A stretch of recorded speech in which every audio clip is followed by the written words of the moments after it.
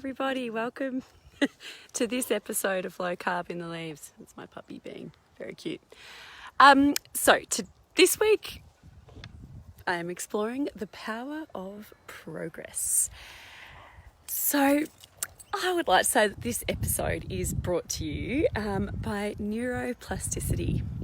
Neuroplasticity is this amazing phenomenon where our brain has the ability to change and to grow. And it changes and grows in response to what we do, but also in response to the thoughts that we think. And positive psychology shows that when you focus on what is working, when you build on what you're already doing well, behaviour change becomes easier, and you can literally change your brain with the thoughts that you think. And the things that we do. Professional violinists show greater development in the brain for finger dexterity, and London cab drivers show greater development in the brain in parts of spatial awareness and their ability to see maps in their heads. Our brains can change. Even as adults, I think there was an old idea that the brains couldn't change once we became adults, and that things were sort of stuck and static. And that is not true. We really can literally change our brains with the thoughts that we think. And this is why it is so wonderful to focus on your progress rather than focusing on the ways in which you were losing, the ways in which you were not exactly where you want to be, the way that you have not yet achieved your long-term lofty goal. And long-term lofty goals are really, really good and important to have, but you have to celebrate all your little steps along the way. And it can be very difficult at first, but a really good way to start harnessing the power of positive psychology and neuroplasticity is to watch your self-talk.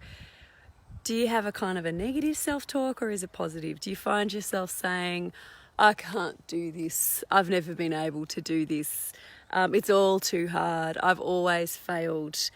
And try a little mind flip.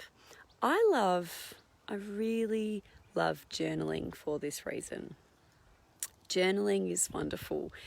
I can write down my negative thoughts, my negative self-talk in a journal and have a bit of a look at it. And although that might be, thank you, Susan. I'm looking lovely. I've got earrings on. It's very fancy, isn't it? Although that it can be a bit uncomfy to write down your negative thoughts and have a look at them, it does allow you that space, that all-important space, to then try and do a mind flip. So if you think that, you always fail, that it's always so hard, look at that thought, perhaps write it down in a journal, and then do a mind flip. Perhaps your mind flip might be one step at a time. You might have a negative thought that is, I always fail at this. Perhaps your mind flip would be, I'm only human. Humans make mistakes. This is normal. And then when you do write down these negative thoughts, talk to yourself as you would a friend or a loved one, and try and come up with a way to flip them into a more positive and constructive mode. And the more you do this, the more your brain will literally change, and you can harness the power of progress. And you can be in the driver's seat of your own all-terrain, four-wheel drive, health journey vehicle, and steer that baby wherever you want it to go.